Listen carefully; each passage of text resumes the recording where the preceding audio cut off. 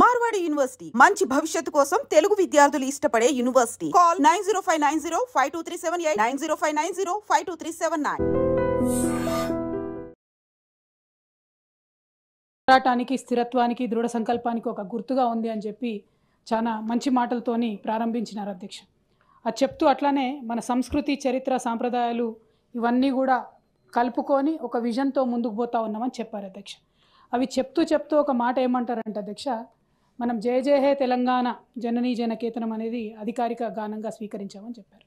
సంతోషం అధ్యక్ష, తెలంగాణ కవి రాసినటువంటి పాట స్వీకరించడం అందరికీ సంతోషం. కానీ దానికి ఒక ఆంధ్ర ఆయన మరి మ్యూజిక్ డైరెక్టర్ ఏందన్నది ఎవరికి కూడా అర్థం కానటువంటి విషయం అధ్యక్ష. తెలంగాణ ప్రాంతం యొక్క అస్తిత్వం కోసమే పోరాటం జరిగింది. దానికి మరి మన దగ్గర మ్యూజిక్ డైరెక్టర్లే లేనట్టుగా ఒక కీరవాణి గారిని తీసుకొచ్చి దానికి మ్యూజిక్ డైరెక్షన్ అన్నది చాలా సోషల్ మీడియాలో, మాధ్యమాల్లో అంతటా కూడా అభ్యంతరం వ్యక్తమవుతున్నటువంటి విషయం అధ్యక్ష. అట్లానే తెలంగాణ తల్లి విగ్రహ అధికార స్వీకరణ రాష్ట్ర విశిష్ట గుర్తింపును, సమ్మిళిత స్ఫూర్తిని మరింత పటిష్టపరుస్తుందని చెప్పినారు అధ్యక్ష. అధ్యక్ష, ఇక్కడ ఒక రిక్వెస్ట్ ఏంటంటే, తెలంగాణ తల్లి ఉద్యమ సందర్భంలో వేలాదిగా పెట్టుకున్నాం అధ్యక్ష.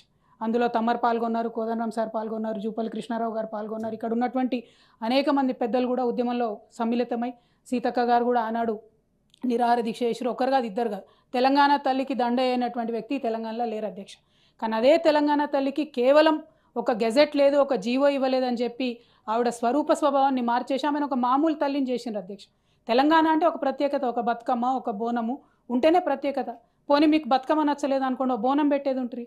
కేవలం మన తెలంగాణలో ప్రత్యేకత ఉన్నది కదా. ఏది లేకుండా సంపూర్ణంగా తెలంగాణ తల్లి విగ్రహ రూపాన్ని మార్చి మళ్ళీ దాన్ని ఇక్కడ గవర్నర్ గారి చేత ఇది మన ఆత్మగౌరవానికి, సాధికారితకు చిహ్నంగా ఉంది అని అంటే దీన్ని మెజారిటీ తెలంగాణ ప్రజలు ఇలా యాక్సెప్ట్ చేసేటటువంటి పరిస్థితిలో లేదన్న విషయాన్ని తమరు గమనించాలి అధ్యక్ష. ప్రభుత్వాన్ని గమనించవలసిందిగా కోరుతా ఉన్నాను అధ్యక్ష. అట్లానే ఈ సంవత్సరం అధ్యక్ష మేము పదే వారికి గుర్తు చేసినాము. దాశరథి గారు అధ్యక్ష చాలా గొప్ప కవి. ఎందుకంటే సంస్కృతి సాంప్రదాయాల మీదనే గవర్నర్ గారు ఫోకస్ చేస్తున్నారు కాబట్టి ఈ సూచన చేస్తూ ఉన్నాం అధ్యక్ష. వారి శత జయంతి సంవత్సరం అధ్యక్ష. నా తెలంగాణ కోటి రతనాల వీణా అని అన్నాడు మా నిజామాబాద్ జైలు గోడల మీదనే బొగ్గుతో రాసినటువంటి గొప్ప కవి అధ్యక్ష. తను స్వాతంత్ర సమరయోధుడు. ఇది వారి శత జయంతి సంవత్సరం అధ్యక్ష. ఇంతవరకు ప్రభుత్వం నుండి కనీసం ఒక మంచి కార్యక్రమం కానీ చేస్తామని అప్పుడెప్పుడో 5-6 నెలల కింద ఒక స్టేట్మెంట్ వచ్చింది తప్పితే కనీసం ఒక కార్యక్రమం కూడా లేకపోవడం కొంచెం బాధాకరం అధ్యక్ష. చాలా గ్రాండ్గా, అద్భుతంగా వారి యొక్క శత జయంతి సంవత్సరాన్ని ప్రభుత్వం నిర్వహించాలని చెప్పి ఈ సందర్భంగా మేము డిమాండ్ చేస్తూ ఉన్నాం అధ్యక్ష.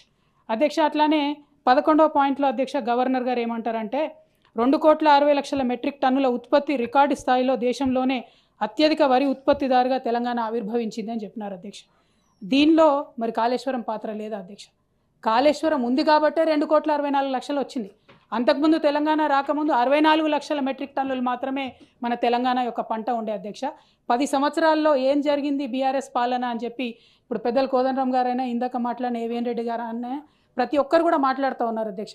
2,00,00,000 మెట్రిక్ టన్నులకు మరి ఇవాళ వరిధాన్యం ఉత్పత్తి పెరిగిందంటే అది కేవలం బీఆర్ఎస్ పాలనలో, కేసీఆర్ గారి పాలనలో కాళేశ్వరంతోనే పెరిగిందని చెప్పి నేను మాట్లాడుతూ ఉన్నాను అధ్యక్ష. అదేవిధంగా అధ్యక్ష పెద్దలు కోదండరాం గారు మాట్లాడుతూ మనము ఉపాధి మీద పెద్ద ఎత్తున దృష్టి పెట్టాలన్నారు. అది కరెక్టే.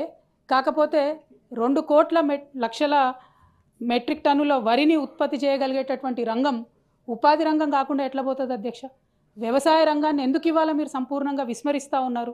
అదే కాళేశ్వరంలో మేడిగడ్డ రిజర్వాయర్ని బూచిగా చూపించి ఇవాళ మొత్తం యావన్ తెలంగాణలో పంటలు ఎండిపోతున్నాయి కదా అధ్యక్ష. తమరు జిల్లాలో తమరు కూడా తెలుసు అధ్యక్ష. ఇదివరకు కాళేశ్వరం నుంచి ఏం చేసినాం మనం? ప్రతి చెరువుని నింపినాం. వాటర్ టేబుల్ పెరిగింది, 7 మీటర్ల పైచిలకు వాటర్ టేబుల్ పెరిగింది. ఇవాళ నేను చెప్పే స్టోరీ కాదు అధ్యక్ష. సోషల్ మీడియాలో మీరు ఎక్కడ చూసినా రైతులే స్వయంగా వీడియోలు తీసుకొని తమ పంటలు తాము నిప్పు పెట్టుకుంటున్నారు, మేకలను వదిలిపెడుతున్నారు, గోదలను వదిలిపెడుతున్నారు తినేసేయమని చెప్పి. ఎందుకంటే వారు ఏం చేయలేని పరిస్థితిలో ఉన్నారు అధ్యక్ష. నా రిక్వెస్ట్ ఏంటంటే అధ్యక్ష, ఉపాధి అంటే కేవలం సూటు బూటు వేసుకొని ఏసీ ఆఫీసులలో కూర్చునేది ఉపాధి కాదు. మన చేత మన ఇంట్లో మనం గొర్రెలు పెంచుకున్నా, చేపలు పెంచుకున్నా, వ్యవసాయం చేసినా, ఇంకో పని చేసినా అది కూడా ఉపాధి అవుతుంది అధ్యక్ష. దాని మీద కూడా దయచేసి చిన్న చూపు చూడవద్దని చెప్పి నేను ప్రభుత్వాన్ని కోరుతా ఉన్నాను అధ్యక్ష. 12వ పాయింట్లో గవర్నర్ గారు మాట్లాడారు అధ్యక్ష. మేము 20,000 కోట్ల రూపాయలు రుణమాఫీ చేసినామని చెప్పినారు అధ్యక్ష. అంతకుముందు ఎన్నికల సందర్భంలో వాళ్ళు ఒక మాట మాట్లాడినారు అధ్యక్ష. 2 లక్షలు మేము రుణం మాఫీ చేస్తాము, మీరు ఇప్పటికైతే ఎవరైనా ₹1,00,000 తీసుకుంటే అర్జెంటుగా బ్యాంకుకు పోండి, రుణం తెచ్చుకోండి అన్నారు అధ్యక్ష. అంటే ఎస్పెషల్లీ అధ్యక్ష, నేను తమరికి కూడా తెలుసు, తమరి జిల్లాలో గిరిజనులు ఎక్కువ ఉంటారు అధ్యక్ష. 10% మన రాష్ట్రంలో గిరిజనులు ఉంటే 20 లక్షల ఎకరాల పైచిలకు వాళ్ళ దగ్గర భూమి ఉన్నది అధ్యక్ష. ఒక్కొక్క గిరిజన బిడ్డ అధ్యక్ష ఇవాళ తండ్రి పేరు మీద, కొడుకు పేరు మీద, బిడ్డ పేరు మీద 2 లక్షల రూపాయలు రుణం తెచ్చుకుంటే అధ్యక్ష 7-8 లక్షల రూపాయలు ఆ ఇండ్లలో అప్పయింది. కానీ ప్రభుత్వం మాత్రం మరి కేవలం 20,000 కోట్లు ఇచ్చి 25 లక్షల మందికి మాత్రం అప్పు తీర్చినామని చెప్తున్నారు అధ్యక్ష. ఇప్పటికీ కూడా అప్పు తీరక సంపూర్ణంగా రుణమాఫీ కాక అనేక కుటుంబాలు బాధపడతా ఉన్నాయి అధ్యక్ష. మరి ఆ సందర్భాన్ని దాన్ని ఎగ్జాక్ట్లీ అది చెప్పకుండా అసలు ఎస్టిమేషన్ ఒక 50,000 కోట్ల రూపాయలు అయితేనే 2 లక్షల రుణమాఫీ అవుతుంది అధ్యక్ష. అది కాకుండా కేవలం 20,000 కోట్లు చేశామని గవర్నర్ గారితో చెప్పించడం అన్నది ఇది ప్రభుత్వం గవర్నర్ గారిని తప్పుదోవ పట్టిస్తుంది అధ్యక్ష, రైతులను మన ప్రజల్ని కూడా తప్పుదోవ పట్టిస్తుంది అన్న విషయాన్ని నేను ఈ సందర్భంగా తెలియజేస్తా ఉన్నానండి. అదేవిధంగా 500 రూపాయల బోనస్ ఇచ్చినామని చెప్తా ఉన్నారు అధ్యక్ష. ఇది మాత్రం నేను కొద్దిగా అన్పార్లమెంటరీ అయినా బోగస్ అనే పదాన్ని వాడాల్సి వస్తుంది అధ్యక్ష. ఎందుకంటే ఇది గుండెల్లోంచి వచ్చేటటువంటి బాధ అధ్యక్ష. ప్రతి రైతు ఎక్కడికి పోయినా మీరు మాట్లాడండి ఈ విషయం మాకు బోనస్ రాలేదని చెప్తున్నటువంటి పరిస్థితి ఉంది అధ్యక్ష. దీన్ని 16వ పాయింట్ కింద గవర్నర్ ప్రసంగంలో పెట్టినారు. ఇది చాలా దారుణం అని చెప్పి నేను తెలియజేస్తా ఉన్నాను అధ్యక్ష. అదేవిధంగా 18వ పాయింట్లో అధ్యక్ష, నిరంతర వ్యూహాత్మక ప్రయత్నాల ద్వారా నా ప్రభుత్వం కృష్ణానది జలాలలో తెలంగాణ యొక్క న్యాయబద్ధమైన వాటాను పరిరక్షించుకోవడానికి కేఆర్ఎంబీతోని ఫైట్ చేసినామని చెప్తా ఉన్నారు అధ్యక్ష. మరి నిజంగా అది నిజమే అయితే ఇప్పటి వరకు నాగార్జున సాగర్ ఎందుకు ఇంకా తెలంగాణ గవర్నమెంట్ అండర్లో రాలేదు అనే ప్రశ్న ప్రతి ఒక్క హృదయంలో వస్తూ ఉంది అధ్యక్ష. అటుపక్క లెఫ్ట్ బ్యాంక్ కెనాల్ నుంచి వాళ్ళు వరుసపెట్టి నీళ్లు తీసుకుపోతుంటే కనీసం మన ఇంజనీర్లు అటుపక్క పోయి కొలత తీసుకోలేనటువంటి పరిస్థితిలో ఉంటే మరి ఎందుకు నాగార్జున సాగర్ని స్వాధీనం చేసుకోలేకపోతున్నారో ప్రభుత్వం ఆన్సర్ చేయాల్సినటువంటి అవసరం ఉందని చెప్పి తెలియజేస్తా ఉన్నాను అధ్యక్ష. అదేవిధంగా అధ్యక్ష 21వ పాయింట్లో మహాలక్ష్మి పథకం ఒక గేమ్ చేంజర్గా ఉందని చెప్తా ఉన్నారు అధ్యక్ష. మహాలక్ష్మి అనేది ఒక 4-5 పథకాల సమాహారంగా వాళ్ళు చెప్పినారు అధ్యక్ష. ఇక్కడ చెప్పడం ఏంటంటే మహాలక్ష్మిని మేము చేసేసినామని చెప్తున్నారు, కానీ చేయలేదు అధ్యక్ష. అది పాక్షికంగానే వారు సత్యం చెప్తా ఉన్నారు. అసత్యానికన్నా నిజానికి అర్ధసత్యం చాలా డేంజరస్గా ఉంటుంది అధ్యక్ష. ప్రభుత్వం అర్ధసత్యం చెప్తుంది, ప్రజలకు నిజం చెప్తలేదు. కాబట్టి తక్షణమే మహిళలకు అనౌన్స్ చేసినటువంటి 2,500 రూపాయలు, అదేవిధంగా కళ్యాణ్ లక్ష్మితో పాటు తులం బంగారం వెంటనే రిలీజ్ చేయాలి, ఈ బడ్జెట్లో పెట్టాలని చెప్పి నేను డిమాండ్ చేస్తూ ఉన్నాను అధ్యక్ష. 24వ పాయింట్లో మహిళలకు గ్యాస్ సబ్సిడీ ఇచ్చినామని చెప్తా ఉన్నారు అధ్యక్ష. చాలామంది మహిళలతో ప్రత్యక్షంగా ఇంటరాక్ట్ అయిన తర్వాత నేను చెప్తున్నాను అధ్యక్ష, 500 ఇండ్లకు ఒక ఇంటికి కూడా ఆ పథకం సరిగ్గా అందుతలేదు అధ్యక్ష. ఆ పథకాన్ని దయచేసి రివ్యూ చేసుకొని పారదర్శకంగా అమలు చేయవలసిందిగా నేను ప్రభుత్వాన్ని కోరుతా ఉన్నాను అధ్యక్ష. అట్లానే 35వ పాయింట్లో అధ్యక్ష, మేము ఆరోగ్యశ్రీని 5 లక్షల నుంచి 10 లక్షల వరకు పెంచినామని చెప్తా ఉన్నారు అధ్యక్ష. కేసీఆర్ గారు కూడా ఆనాడు వైఎస్ రాజశేఖర రెడ్డి గారి పథకం వారు 2 లక్షల రూపాయలు పెడితే దాన్ని పెంచి 5 లక్షలకు తీసుకొచ్చినాం అధ్యక్ష. కానీ దాంతోపాటు ప్రభుత్వ హాస్పిటళ్లను మంచిగా చేసేటటువంటి ప్రయత్నం మేము చాలా తీవ్రంగా చేసినాం అధ్యక్ష.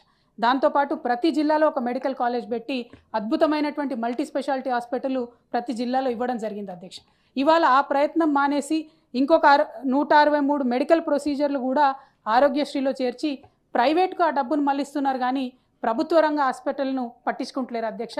ఇవాళ ప్రభుత్వ ఆసుపత్రికి పోతే ఒకసారి చూస్తే అధ్యక్ష సూది లేదు దూది లేదు అన్నట్టు ఉన్నది అధ్యక్ష, మందులైతే లేనేలేవు అధ్యక్ష. దీని మీద దయచేసి కొద్దిగా ఆలోచన చేయాలి అధ్యక్ష.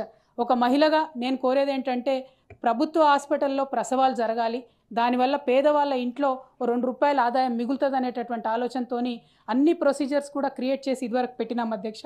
దాని మీద దృష్టి దయచేసి ఈ ప్రభుత్వం పెట్టవలసిందిగా రిక్వెస్ట్ చేస్తూ ఉన్నాను. ఎందుకంటే మళ్ళీ ఇప్పుడు ఎక్కడ చూసినా ప్రైవేట్ రంగంలో డెలివరీస్ పెరుగుతున్నటువంటి పరిస్థితి కనబడతా ఉంది అధ్యక్ష. 41వ పాయింట్లో అధ్యక్ష, బీసీల కోసం 42% రిజర్వేషన్ల కోసం మేము ఇక్కడ తీర్మానం పెట్టామని చెప్తా ఉన్నారు అధ్యక్ష. ఇది చాలా సీరియస్ ఇష్యూ అధ్యక్ష. దయచేసి ఈ ప్రభుత్వాన్ని నేను కోరుతా ఉన్నాను, రేపు ఎస్సీ వర్గీకరణకు సంబంధించి ఎల్లుండి బీసీలకు సంబంధించి బిల్లు పెడతారని మాకు తెలుస్తూ ఉంది అధ్యక్ష. కానీ ఇంతవరకు మరి ఈ 2 రిపోర్ట్లను ప్రభుత్వం ఎందుకు దాచిపెడుతుంది అధ్యక్ష? డెడికేటెడ్ కమిషన్ వేసినారు, ఆ రిపోర్ట్ ఎందుకు ఇంతవరకు మరి అసెంబ్లీలో పెట్టడం లేదు? మీరు జనాభా లెక్కలు చేసినామంటున్నారు, కులాల వారీగా ఎందుకు ఆ డీటెయిల్స్ అసెంబ్లీలో పెట్టడం లేరు? గ్రామ పంచాయతీల వారీగా ఎందుకు ఆ డీటెయిల్స్ పెడతలేరు?